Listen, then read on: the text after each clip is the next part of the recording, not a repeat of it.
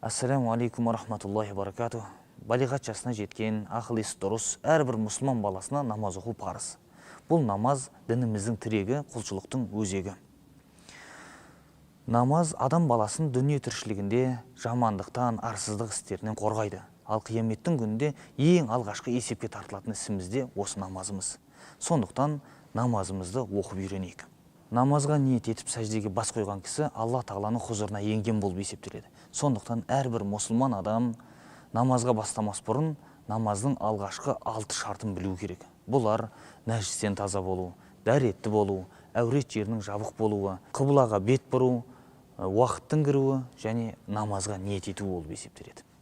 Осыған қоса намаздың ішкі 6 парыз болып есептелетін тағы парыздары бар. Бұлар такбир алу, қиям жасау, яғни тік тұру, одан кейін қырағат жасау, рукуғ жасау, сәжде жасау және соңғы отырыс болып есептеледі. Бұларға біз кейінірек кірісе жатармыз. Ислам дініміз тазалыққа өте қатты мән береді, тазалықты басты орынға қояды. Сондықтан ең бірінші дәрет алу үлгісіне бір кіріспе жасасақ. Саусақтардың арасын салалай отырып қолды жуамыз. Оң қолмен 3 рет су алып, ауыз шайылады. 3 рет оң қолмен мұрынға су тартылып, сол қолмен сіңбіріледі. Бетті жуамыз. Оң қолымызды шынтаққа дейін 3 рет жуамыз. Сол қолымызды да шынтаққа дейін 3 рет жуамыз. Басқа масих тарту. Яғни, сулы қолымызбен басымыз сипауды масих тарту деп айтамыз. Содан кейін құлаққа масих тарту. Қолымыздың сұқ саусағы арқылы құлаққа масих тартамыз. Алақан сыртымен мойынға масих тартамыз. Сол қолымызбен оң аяғымыздан бастап тобыққа дейін аяқты жуамыз. Осылайша дәрет алып тазаланғаннан кейін күллі мұсылманға қасиетті Кағбаға, яғни құблаға бет түзейміз. Әрбір парыз намазының алдында азан айтылып, қамат түсірілуі тиіс.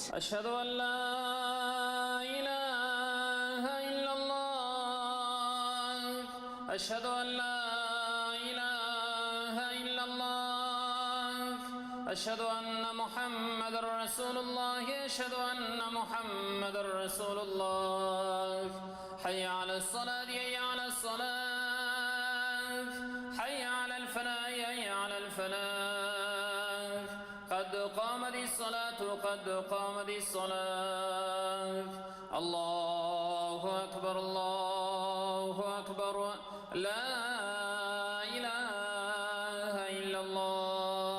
Азан айтылып, қамат түсіріліп болғаннан кейін оқымақ намазымызға ниет етіп, тік тұрған қалпымызда тәкбір аламыз.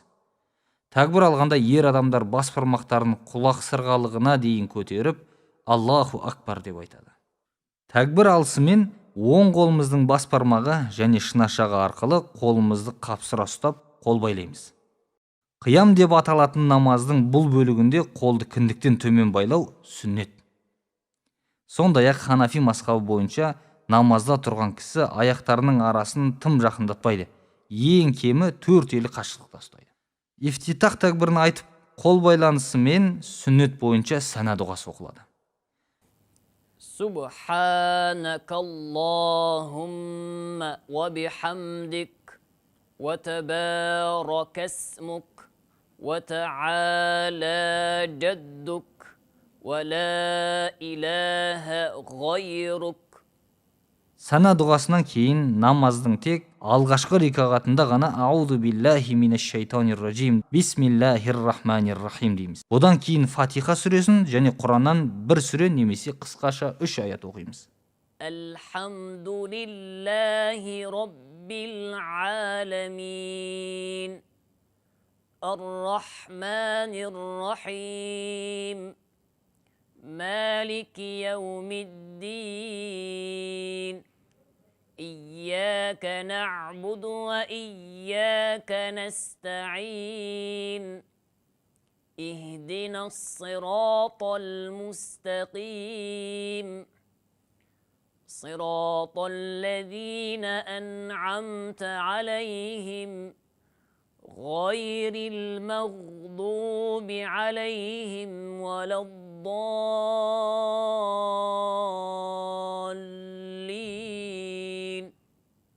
قل هو الله أحد الله الصمد لم يلد ولم يولد ولم يكن له كفوا أحد.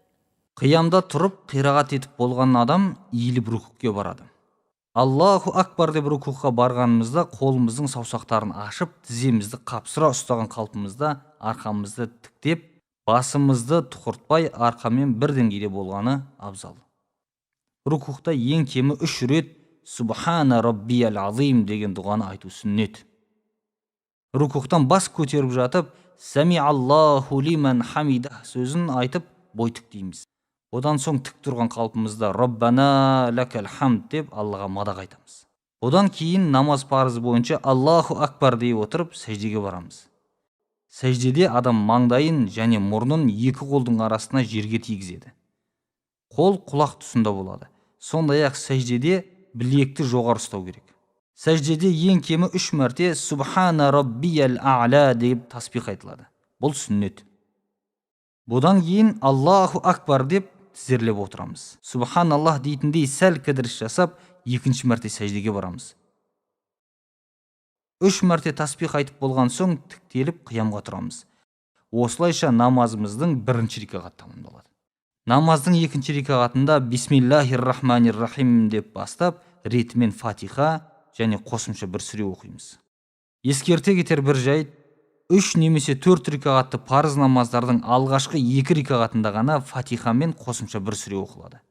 Қалған рикағаттарында Фатиха сүресі ғана оқылады. Жоғарыда көрсеткеніміздей, рукуғ және сәжде қимылдары еш өзгеріссіз сол қалып қайталанады. Сәжде қылып болысымен намаздың соңғы, яғни ат-тахият отырысына отырамыз. Ханафи мазхабы бойынша сол аяқты жамбастың астына салып, оң аяқтың башпайларын құблаға қаратамыз. Ат-тахият отырысында ташаххуд дұғасын оқу уәжип. Ат-тахияту лиллахи вассалавату ват-таййибат. Ассаламу алейка أيها النبي ورحمة الله وبركاته. السلام علينا وعلى عباد الله الصالحين. أشهد أن لا إله إلا الله وأشهد أن محمدا عبده ورسوله. Сондай-ақ бұл отырыс 3 немесе 4 рикағатты намаздардың екінші рикағатынан кейін де орындалады. Ташаххуд дұғасы сүннет бойынша іштей оқылады. Бұл дұғадан соң пайғамбарымызға салауат айтып, Раббана атина дұғасын оқимыз. Аллахумма салли аля Мухаммадин ва аля али Мухаммад.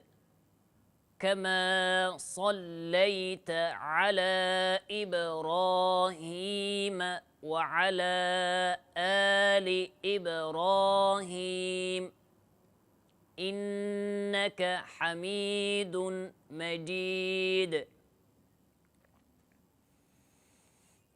اللهم بارك على محمد وعلى آل محمد كما باركت على إبراهيم وعلى آل إبراهيم إنك حميد مجيد. ربنا آتنا في الدنيا حسنة وفي الآخرة حسنة وقنا عذاب النار. Осыдан соң әуелі оң жағымызға, содан соң сол жағымызға Ассаламу алейкум ва рахматулла деп сәлем беріп намазды аяқтаймыз. Құрметті көрермендер, бұл бейнебаян намазды жаңадан үйренгендер үшін түсірілгендіктен Құран аяттары мен дұғаларды транскрипциямен беріп отырмыз. Алайда түпнұсқадан үйренудің абзалдығын ұмытпаңыздар. намаздарыңыз қабыл болсын.